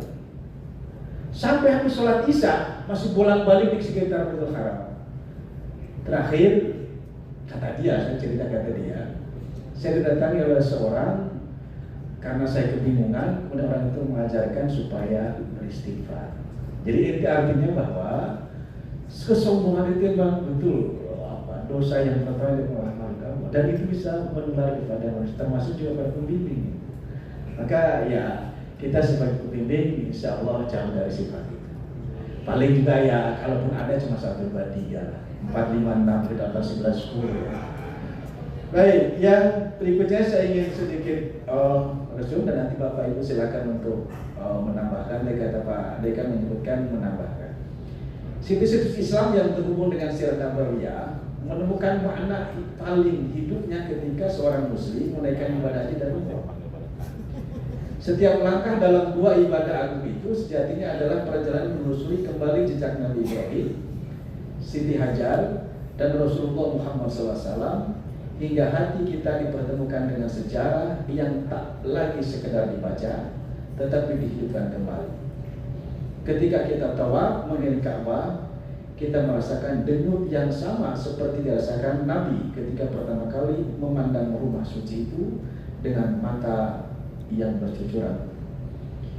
Saat berlari kecil di antara Safa dan Marwah, kita seolah menyaksikan ketubuhan Ibunda Hajar yang mengajarkan bahwa tawakal bukan hanya pasrah tanpa usaha, melainkan bergerak penuh harap dalam dekapan Allah Subhanahu wa taala. Di Arafah, bumi menjadi saksi betapa Rasulullah Muhammad SAW menyampaikan khutbah terakhirnya, memikat umat dengan pesan kemanusiaan dan kasih sayang yang abadi. Dan ketika jamaah ziarah ke Madinah berdiri di hadapan makam Rasul, hati yang letih oleh perjalanan seakan menemukan rumahnya, tempat di mana cinta kepada Rasul diangkat menjadi kekuatan untuk hidup yang lebih lembut, lebih lapang, dan lebih bermakna. Dengan demikian, haji dan umrah bukanlah perjalanan fisik semata. Keduanya adalah ziarah jiwa. Melalui situs-situs sakral itulah sirah nabawiyah menjadi pengalaman yang bisa disentuh, dilihat, dan dirasakan. Di setiap sudut tanah suci, kita seakan diajak Nabi berjalan bersama, membisikkan kesabaran di lorong-lorong kesulitan, menanamkan keteguhan di antara jutaan langkah manusia, dan mengajarkan bahwa cahaya sirah masih menyertai siapapun yang datang dengan hati yang rindu. Pak Dr. Adik Subhan tadi begitu lengkap menjelaskan tentang situs-situs Islam dan sirah nabawiyah, bagaimana wukuf di Arafah, bagaimana tawaf dan seterusnya, sudah begitu lengkap. Namun demikian mungkin ada yang ingin disampaikan atau ingin menambahkan pengalaman dari Bapak Ibu yang sudah berkali-kali menaikkan ibadah haji dan umroh. Kami persilakan, karena waktu terbatas, mungkin saya hanya bisa masing-masing ini satu, berarti ada 4. Bisa berarti kan ya? 4 orang. Ya. Baik, dari sini satu, dari sini satu, dari sini satu. Bapak dari situ, Ibu silakan. Terima kasih Bapak, luar biasa ini ya, pengalaman-pengalaman Bapak dan juga membaca literasi yang sangat banyak ini menambah hasanah kita. Tapi ada beberapa yang cukup menarik, fenomenal dalam beberapa dekade ini ya Pak ya, karena ini sudah digital ya Pak. Zaman dulu kan orang kalau mau masuk Mekah itu kan sangat dilarang membawa kamera, ya kan. Nah ini kan perlu juga kita literasi kepada para jamaah barangkali Pak, bagaimana etika yang baik ketika mengambil foto-foto di tempat-tempat yang sebenarnya sangat suci gitu. Misalnya ketika membelakangi Ka'bah, kemudian bagaimana ketika membuat posting video yang dirasa apakah ini akan ada kaitan juga dengan kesombongan kita gitu kan. Mengajarkan arti satu ibadah itu memang supaya tidak terlalu terlihat gitu kan, hal-hal yang sebenarnya bisa saja ini menjadi fitnah gitu kan. Nah perlu tidak kita meliterasi kepada jamaah bagaimana etika kita ketika di Ka'bah, ketika kita sedang beribadah gitu. Hal-hal apa saja yang sebaiknya kita posting supaya tidak menimbulkan ada sifat-sifat sombong, sifat-sifat kita yang akan menimbulkan orang juga hasad dan iri pada apa yang sudah dilakukan kita. Dan yang kedua begini Pak, saat ini kan ini cukup menarik ketika Zamzam Tower itu kemudian lebih megah, menjulang tinggi dibanding dengan sekarang Ka'bah yang posisinya jauh di bawah gitu ya Pak ya. Nah itu saya ada sedikit pengalaman dari beberapa yang sudah pernah sebelum saya kan kesana sudah Zamzam Tower sudah ada gitu. Ada cukup pengalaman dari beberapa senior saya yang menyatakan seperti ada kehilangan ruh dan makna ketika orang lebih senang mengambil pose-pose justru ketika di Zamzam Tower itu, seperti lebih melihat bahwa kepegahannya Zamzam Tower itu lebih indah dibandingkan Ka'bah gitu. Nah, yang seperti apa harus kami sampaikan kepada para jamaah jika kemudian ada pertanyaan-pertanyaan yang terkait dengan kemegahan-kemegahan itu. Nah, paling tidak ini kita meliterasi masyarakat, meliterasi juga ke diri kita sendiri, ke keluarga kita, bahwa kalau ibadah jangan terlampau dibesar-besarkan dan dilihat, karena ada sedikit di masyarakat kita ini kan seperti menjadikan bahwa ketika orang sudah berhaji itu menjadi bahwa mereka memiliki kelas gitu, kelas yang agak tinggi gitu. Jadi yang ketika mereka pulang pun itu terbawa seolah-olah menjadi haji, menjadi hajjah itu adalah kelas tertinggi dari satu masyarakat tertentu gitu. Nah, ini kan perlu literasi yang menarik, yang baik, apalagi untuk anak-anak muda. Ini harus ada kecintaan kepada agamanya. Itu saja, makasih Pak. Assalamualaikum warahmatullahi wabarakatuh. Assalamualaikum. Dari Ibu? Saya Kartini Pak. Kartini dari? Saya perwakilan dari PPI Aisyah. Terima kasih Ibu Kartini. Monggo saja Ibu. Silakan Ibu. Assalamualaikum warahmatullahi wabarakatuh. Waalaikumsalam. Pak Dokter yang luar biasa. Saya bisa menyimpulkan barangkali takut salah ketika perjalanan haji itu ternyata tentang cerita dengan situs-situs yang Allah jaga, seperti Ka'bah, kemudian Safa Marwah, dan Allah jaga. Padahal dulu pernah ketika orang kafir ingin menghancurkan Ka'bah. Itu yang pertama. Apakah perjalanan haji ini adalah perjalanan cerita tentang manusia-manusia yang pilihan? Yang kedua, Pak Dokter, kenapa orang-orang Arab itu, saya teramat miris Pak, ketika tempat kelahiran Nabi itu dijadikan situs perpustakaan sekarang, sementara di depan tempat kelahiran Nabi itu yang sekarang dijadikan kamar mandi adalah rumah Khadijah. Sementara Khadijah bagi kami adalah perempuan satu-satunya yang mendapat salam dari Allah, kemudian diganti menjadi kamar mandi. Bagi kami terlalu naif gitu, padahal kita juga pengen nostalgia, di mana ya Nabi waktu sama Khadijah. Apakah bangsa Arab itu tidak memiliki empati tentang orang-orang yang mulia? Yang terakhir, saya amat terkejut ketika di Madinah, Pak Dokter. Di Madinah itu ketika kita masuk dari pintu mengarah Masjid Umar dan Abu Bakar, ternyata di pelataran Masjid Nabawi itu ada ubin-ubin yang berwarna merah, dan di situ adalah makam Aminah.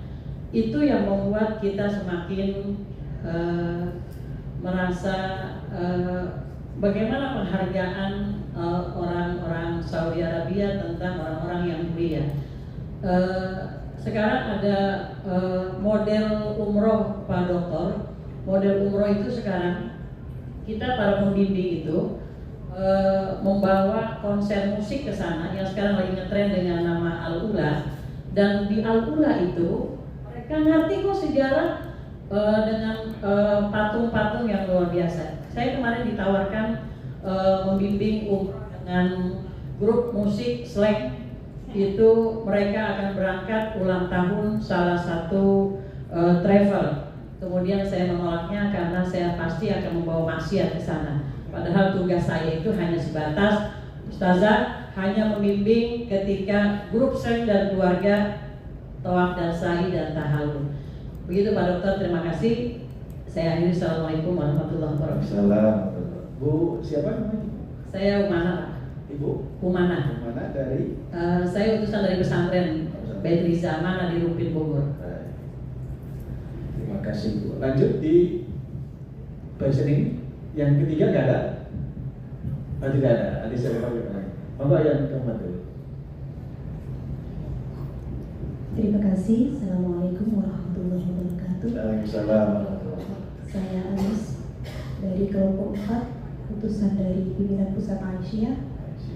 Sebenarnya tadi sedikit sudah disinggung oleh Bu Mana, tapi mohon izin saya mempertegas lagi, jadi menambahkan Pak Kiai, di luar dari situs-situs yang selama ini dalam tanda kutip wajib diziarahi oleh para jemaah haji dan umroh, pada tahun 2008 UNESCO meresmikan Madinah Soleh, ya, yang disebut itu tadi kota Al-Ula itu sebagai kota warisan dunia, sehingga saat ini sangat viral sekali dan dikunjungi oleh jamaah umrah. Nah, tentu saja sekilas hal ini sangat kontradiktif dengan hadis Rasulullah yang mana ketika beliau berangkat menuju perang Tabuk melewati kota ini. Ketika 30.000 pasukan beliau duduk di situ, bahkan Rasulullah itu menegaskan jangan minum air dari kota Al-Ula. Pertanyaan saya, apakah betul Al-Ula atau Madinah Sholeh yang saat ini menjadi tujuan wisata para jamaah umroh itu adalah memang tempat yang dimaksudkan dalam hadis Rasulullah itu? Pertama. Yang kedua, bagaimana Pak Kiai menyikapi antara hadis Rasulullah ini dengan maraknya wisata di kota tersebut yang secara zahir tentu saja tampak sangat kontradiktif. Terima kasih. Assalamualaikum warahmatullahi wabarakatuh. Waalaikumsalam. Saya tawarkan ke ini lagi, paling belakang. Silakan. Paling belakang, Mas.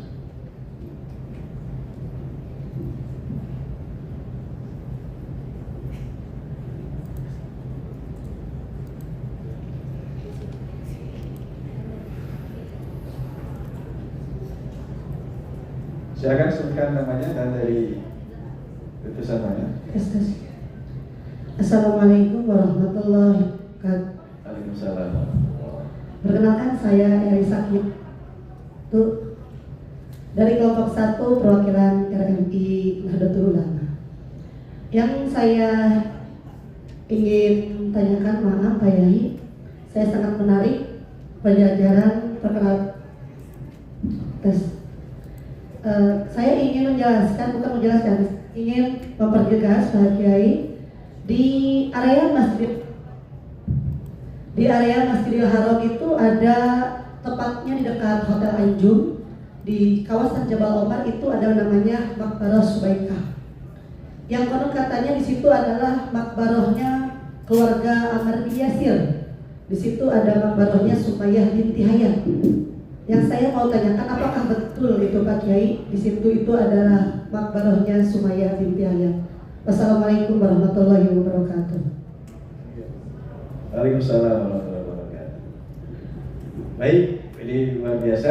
Coba 4 dulu sesuai dengan garisnya karena waktu terbatas. Kalau ada waktu lagi nanti kita.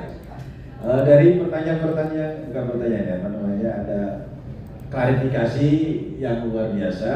Nanti Pak Dekan akan menyampaikan beberapa hal dari pertemuan ini dan beliau sudah juga mencatatnya tentang di era digital, tentang kamera, etika bagaimana berfoto, dan menurut beberapa hasil survei bahwa yang paling banyak adalah jamaah Indonesia senang selfie, gitu kan? Berselfie ria. Apakah itu juga masuk dalam kategori sombong yang tadi Pak Dekan sebutkan, dosa pertama yang dilakukan oleh iblis gitu. Nah, kalau itu berarti kan kontradiktif dengan nilai-nilai ibadah semua. Yang lainnya juga sudah tentang situs suci yang dijaga oleh Allah, tapi pernah juga suatu ketika akan dihancurkan, tapi dijaga oleh Allah. Kemudian tentang kota Al-Ula ya, yang mendapatkan semacam pengakuan dari UNESCO.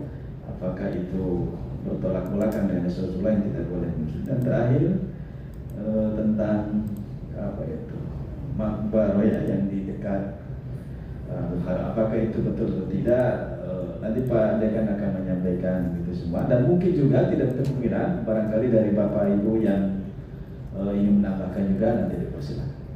Pak Dekan dipersilakan.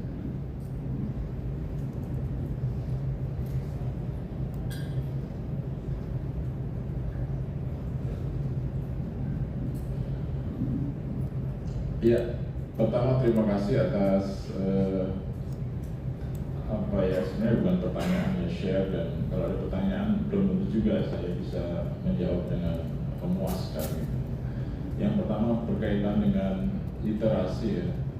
Saya kira literasi mungkin kalau sekarang itu menjadi sangat penting karena literasi pengambilan foto, literasi mengambilkan foto-foto ketika menunaikan ibadah dan seterusnya apakah itu bagian dari bagian dari sikap-sikap yang tidak sesuai dengan agama atau tidak gitu. Itu memang menjadi satu keharusan ya buat kita sebagai pembimbing agar jamaah kita itu menyadari, artinya lebih mau menghayati ibadahnya daripada menampilkan diri dalam media sosial yang dia punya. Memang sekarang itu kan orang itu kalau tidak ada di media sosial itu sama dengan tidak ada. Gitu. Iya kan? Kalau kita nggak ada di media sosial itu sekarang udah sama dengan nggak ada pokoknya. Itu seolah-olah udah betul-betul lewat aja gitu ya. Tapi mungkin literasi ini menjadi bagian penting yang menjadi agenda. Saya kira panitia itu mungkin perlu memperhatikan aspek ini, aspek literasi ini. Apakah memang perlu gitu ya memberikan ini kepada jamaah? Kalau saya sih, menurut saya penting ya. Menurut saya penting literasi pengambilan foto, menampilkan foto-foto dan seterusnya itu menurut saya penting. Tapi ya bukan berarti kita melarang sama sekali gitu. Karena itu bagian dari bagian dari generasi zaman now lah kira-kira ya. Misalnya kalau kita bicara soal literasi media gitu, orang seperti saya ini yang sudah senior itu kan memang kalau nggak pegang HP dalam waktu 3 jam, 4 jam itu saya masih biasa gitu. Dan itu mendapatkan protes juga dari mahasiswa saya itu kalau lama nggak membalasnya. Karena orang sekarang kan memegang HP itu memiliki sesuatu yang ini ya, yang bagian dari dirinya. Kalau misalnya namanya aja HP ya, handphone, telepon yang ada di tangan. Gitu, jadi harus dipegang terus, nggak boleh lepas. Kecuali mungkin kalau mau makan nasi padang itu baru dilepas. Gitu. Jadi mungkin lebih baik disebutnya mobile phone ya, telepon yang bisa dibawa kemana-mana. Tapi kalau disebutnya handphone ya in hand ya, jadi di tangan terus. Perlu sekali Bu itu soal etika itu memang karena dia bisa bertentangan dengan apa ya, hakikat dan ajaran dari ibadah yang kita lakukan. Gitu. Kita mau ibadah khusyuk, tapi ternyata sebenarnya kita mau orang lain juga tahu bahwa kita sedang ibadah. Gitu. Tujuannya kan itu sebenarnya, orang lain tahu kita sedang beribadah. Jadi orang lain tahu. Kira-kira ada seperti itu kalau. Kemudian yang berikutnya soal apa ya? Bagaimana orang Arab sebenarnya mungkin koleksi dengan orang Arab ya, saya mungkin Wahabi ya, karena di situ ya Arab Saudi itu ya Wahabi. Gitu. Jadi sebenarnya dulu kan situs-situs itu ketika Mekah dan Madinah itu dikuasai oleh Syarif ya, sebelum dikuasai oleh kerajaan Arab Saudi sekarang, itu semuanya ada gitu ya. Jadi makam-makam tuh dikenali lah gitu ya, dikenali gitu. Jadi makam di Madinah dipakai maupun itu kan di Madinah itu kan sebenarnya ada makam Utsman kan di Masjid Nabi, para sahabat juga ada di situ.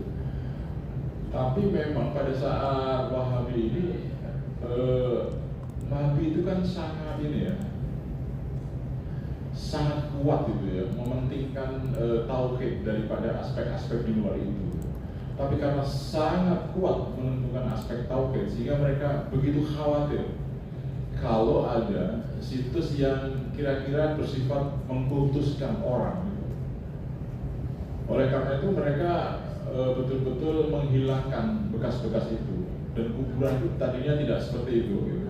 Bagi yang di Mekah maupun di Madinah, kemudian diratakan oleh mereka. Rata dengan tanah sampai kemudian tidak bisa dikenali lagi ini makam siapa dan itu makam siapa. Tapi mereka tidak mungkin juga melarang sepenuhnya gitu ya bagi para umat Islam yang berziarah ke Mekah Madinah untuk melakukan ziarah kubur gitu. Kan diperbolehkan, tapi kan tidak boleh lama-lama kan, kita nggak boleh berdoa lama-lama, pokoknya disuruh cepat saja gitu. sebagai bentuk penghormatan terhadap terhadap ya Nabi lah yang paling kelihatan gitu ya, dan sisanya memang dihapus saja sebenarnya. Tapi mereka tidak ada niat sebenarnya untuk merendahkan gitu ya orang-orang yang hidup, itu tidak ada. Mereka mau meletakkan bahwa yang sudah meninggal itu ya dihormati selayaknya, yang layak kita jadikan untuk tempat meminta, berdoa dan seterusnya ya hanya Allah Subhanahu Wa Taala. Jadi yang namanya apa ya situs yang dipertahankan itu kemudian hanya yang pokok-pokok saja. Nah, bisa jadi gitu ya memang jatuhnya seperti itu. Misalnya seperti rumah Khadijah. Khadijah ini kan dalam sejarah Islam dianggap sebagai tokoh yang sangat penting karena dia mendukung Nabi dengan sepenuh hati semuanya, spiritual dan material ya kira-kira seperti itu. Tapi ya tempat tinggalnya dan seterusnya ya dihancurkan oleh Wahabi. Jadi ini simply Wahabi, bukan orang Arab gitu, simply Wahabi. Jadi memahami bagaimana teologi atau keyakinan kaum Wahabi ini dalam memperlakukan orang yang sudah meninggal itu menjadi penting untuk memahami understanding ya, kita memahami gitu ya, supaya kita tidak menyalahpahami gitu apa yang dia lakukan. Saya tidak akan menjawab mungkin memuaskan, tapi ya kira-kira seperti itu. Nah, tentang Al-Ula, saya kira ya wajar lah. Al-Ula ini kan memang keren ya, dia disamakan dengan apa itu situs yang lain oleh UNESCO dan kemudian menjadi tempat apa ya yang sekarang itu dipromosikan juga oleh pemerintah Arab Saudi untuk menjadi salah satu apa ya tempat kunjungan wisata. Jadi Arab Saudi ini si pangeran siapa ya sekarang itu yang sangat keren gitu ya, dia memang mau menjadikan aspek wisata menjadi salah satu pemasukan ekonomi yang sangat penting bagi kerajaan. Saya kira dia menyadari betul bahwa minyak itu mulai harus ditaruh di dalam tanda kurung dulu, bukan berarti dia tidak penting, tapi sumber-sumber yang lain selain minyak itu harus diperkuat gitu. Dan yang paling kuat untuk menarik ini adalah wisata sebenarnya. Maka tidak heran misalnya ketika Pak Dhanil Ansar kemarin ketika di DPR dia mengatakan orang Arab Saudi yang berwisata atau berkunjung ke Indonesia itu jumlahnya dalam 1 tahun itu berapa ya? 3.000 atau berapa tuh. Sementara orang Indonesia yang berkunjung ke Arab Saudi dalam 1 tahun itu jumlahnya bisa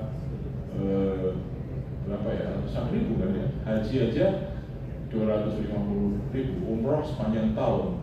Sehingga dari segi wisata keseimbangan ekonomi antara Arab Saudi dan Indonesia ini kan tidak seimbang gitu. Jadi pemerintah Arab sendiri memang mempromosikan itu. Itu Al-Ula itu kan sebenarnya di Madinah ya, yang baru ditemukan sebagai ini mirip-mirip dengan yang di Syria atau di mana gitu kan, juga dan dikuatkan oleh UNESCO, ini bagian dari warisan dunia lah kira-kira gitu. Cuma saya yakin juga bahwa meskipun dia dipromosikan sedemikian rupa, toh sebenarnya aspek ritual dari Al-Ula itu tidak ada gitu. Dia tidak ada hubungannya dengan haji dan umroh. Oleh karena itu Al-Ula juga nanti menjadi bagian yang dia bisa dikunjungi bisa tidak. Tapi saya kok yakin pemerintah Arab Saudi pasti akan mendorong jemaah haji untuk mengunjungi Al-Ula gitu. Karena ini memang keren ya, situs yang sangat kuno dan bagus sekali gitu. Apalagi pemerintah Arab Saudi juga membangun rumah kaca yang keren sekali itu. Kalau rumah itu betul-betul kaca itu sehingga betul-betul luar biasa banyak yang mengagumi. Ini yang baru ya. Jadi pariwisata itu menjadi bagian dari program penting pemerintah Arab. Karena itu wajar mereka terus-menerus berusaha gitu ya, menjadikan orang semakin tertarik melakukan umroh gitu ya. Dan itu adalah sumber ekonomi yang sangat yang kira-kira di masa depan diharapkan akan menjadi sangat penting gitu. Itu ininya penjelasan saya. Jadi dia tidak ada hubungannya dengan ibadah, tapi Al-Ula itu ya memang keren gitu. Destinasi wisata gitu. Ya mungkin kayak Borobudur jatuhnya ya, kan Borobudur gitu. Dan dia apa ya? Ini kan warisan Nabi siapa zamannya ini sekalian. Soleh. Kaum Samud ya. Baguslah masih warisan kaum Samud. Kalau kita kan membanggakan warisan UNESCO ini warisan kaum Hindu ya, Borobudur gitu, warisan Hindu. Tapi ya sebenarnya nggak apa-apa kita membanggakan warisan Hindu sebagai negara dengan mayoritas beragama Islam. Kalau India itu membanggakan warisan orang Islam, mereka mayoritasnya Hindu, ya kan? UNESCO kan menjadikan Taj Mahal sebagai warisan dunia kan. Taj Mahal itu adalah warisan orang Islam. Ya seperti itulah kira-kira sejarah mungkin. Yang terakhir ini pertanyaan yang sulit ini. Hah?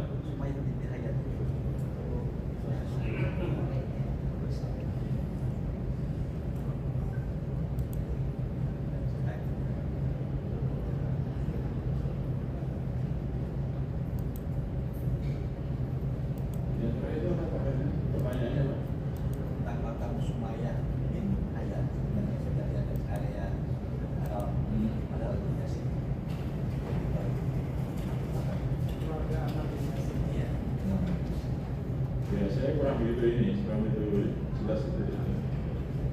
Tapi ya kira-kira memang kalau kita bicara mengenai sejarah haji ya begitulah kira-kira. Kita bisa bercerita dengan baik, tapi cerita itu bisa berbeda gitu antara orang per orang. Cuman yang pasti untuk hal-hal yang pokok di dalam pelaksanaan ibadah haji kita tidak boleh menambahkan cerita-cerita yang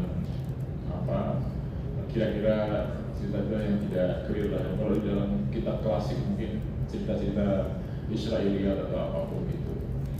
Nah, tapi dalam aspek historis yang lain ini makam siapa, tadinya di sini, kemudian di situ dan seterusnya, mungkin kita bisa ini lagi lah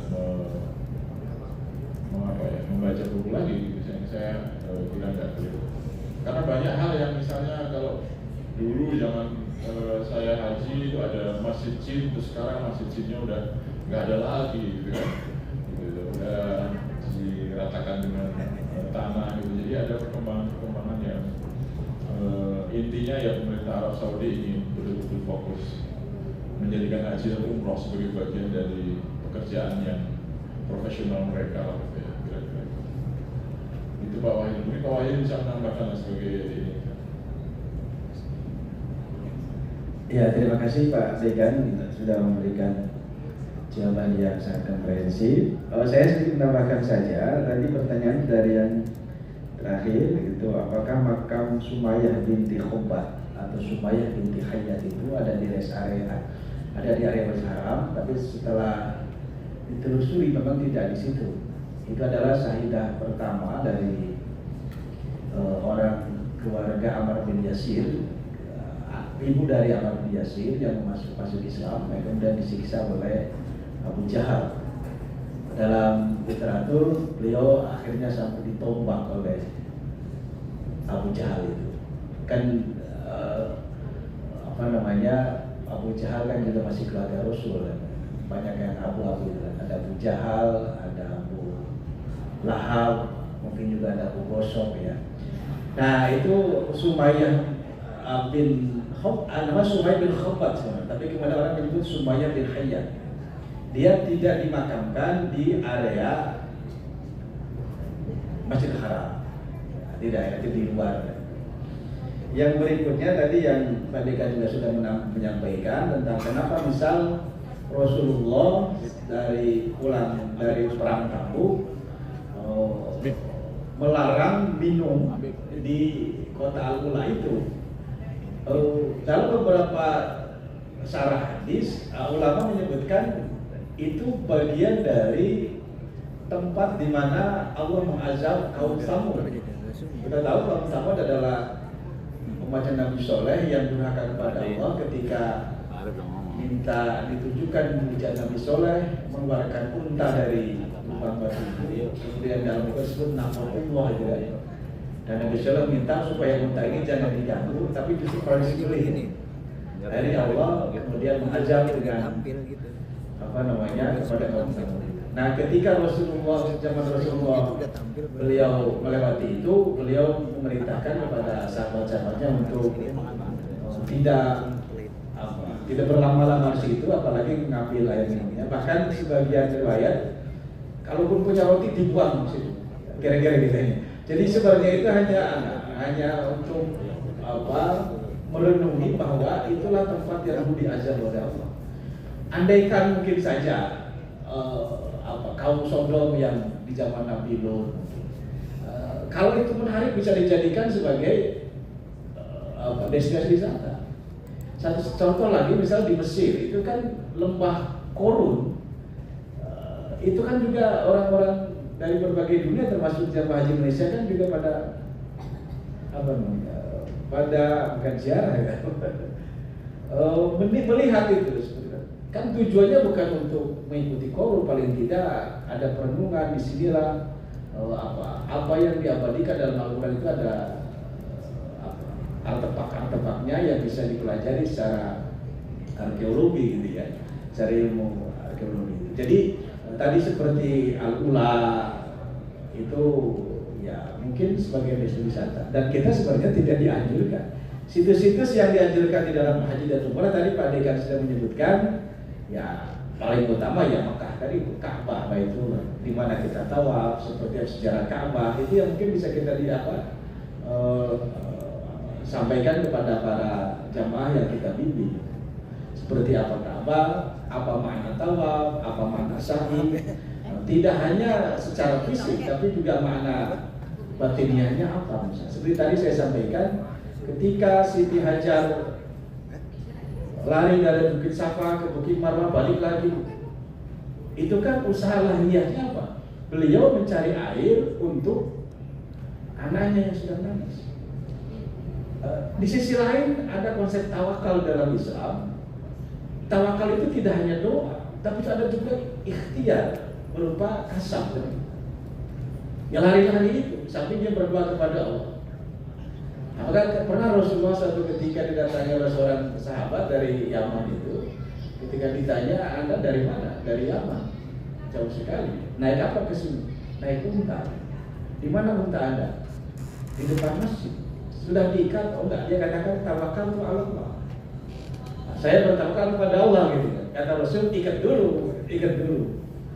Usaha dulu. Nah, kemudian berdoa kepada Allah, berserah diri kepada Allah itu. Nah, perjalanan itu, situs-situs yang tadi kita bahas, itulah yang mungkin di dalam haji dan umroh itu yang perlu di-share, di literasi kepada jamaah yang kita. Mudah-mudahan dengan seperti itu, kesalahpahaman, hal-hal yang mungkin dalam tanda kutip tadi menurut Pak narasumber adalah melahirkan justru yang tidak dianjurkan malah dihidupkan, yang dianjurkan malah diabaikan. Nah, mudah-mudahan informasi yang baru saja kita terima dari narasumber bisa bermanfaat, dan sharing kita pada hari ini juga kita bisa sharing dengan jamaah. Terima kasih Pak Dekan, kita beri terus untuk narasumber. Dan akhirnya sampailah waktu yang terakhir karena sudah memasuki waktu asar, nanti akan saya serahkan kembali kepada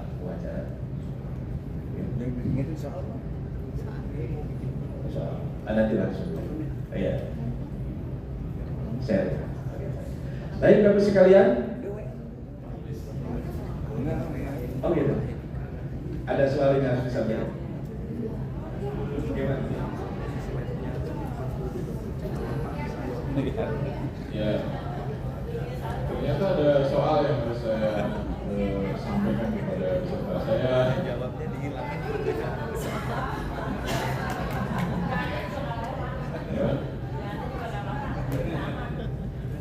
Ya, saya kira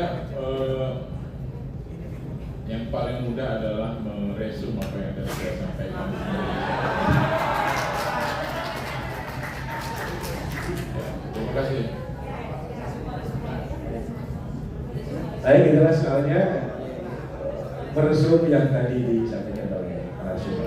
Baik, mari kita tutup pertemuan yang mulia ini dengan ucapan hamdalah. Alhamdulillahirrahmanirrahim. Terima kasih atas perhatiannya. Wassalamualaikum warahmatullahi wabarakatuh. Waalaikumsalam warahmatullahi wabarakatuh. Terima kasih kepada Bapak Dekan Senior dan Bapak Wakil Dekan Senior yang hampir 2 dekade terpisah, siang hari ini duet maut kembali bertemu di bangku yang sama, di meja yang sama. Mudah-mudahan Pak Dr. Arif Subhan dan Pak Wahidin Saputra MA mudah-mudahan sehat panjang umur. Selanjutnya silakan para petugas.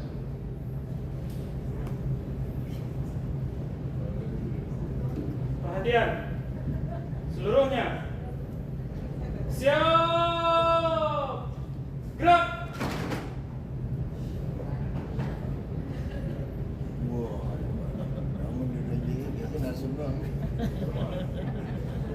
Lapor peserta sertifikasi pemimpin ibadah haji dan umroh angkatan 15 tahun 2025 telah menerima materi. Laporan selesai. Istirahatkan. Istirahat di tempat. Gerak.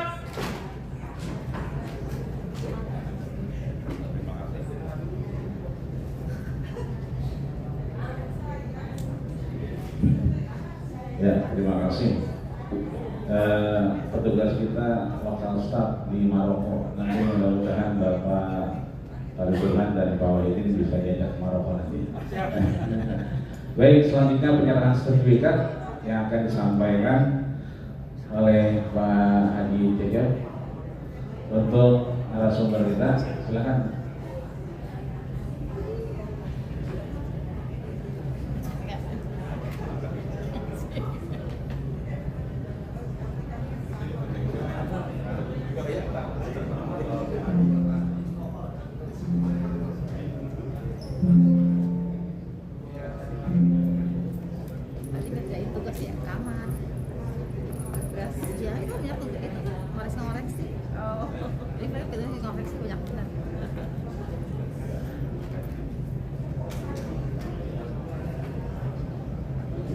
Selanjutnya penyerahan sertifikat kepada Bapak Moderator oleh Pak Hamidullah.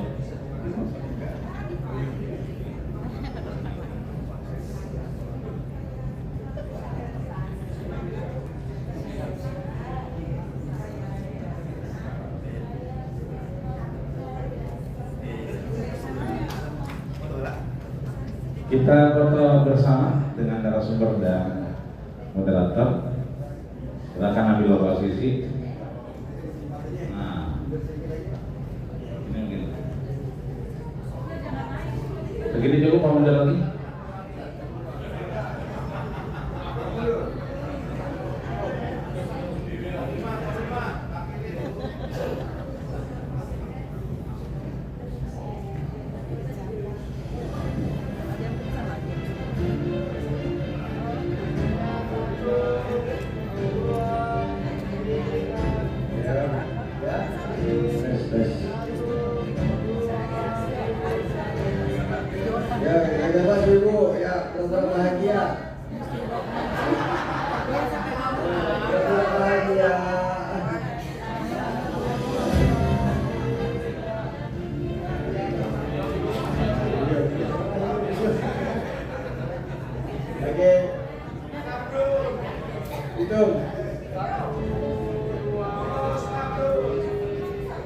Sertifikasi Haji Angkatan 15 tahun 2025.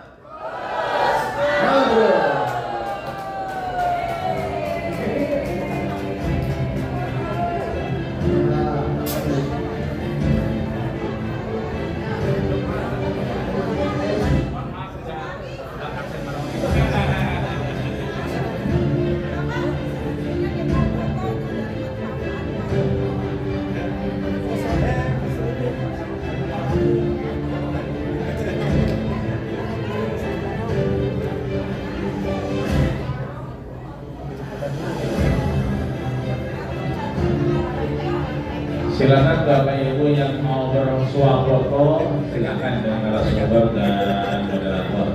Ketemu lagi kita sholat asar dan maghrib. Masuk kita akan mulai di jam 16.00. Terima kasih. Mana tradisionalnya? Air rebusan? Belum. Ada ibu. Selamat. Duluan. Akhirnya kan bersama aja. Bersama.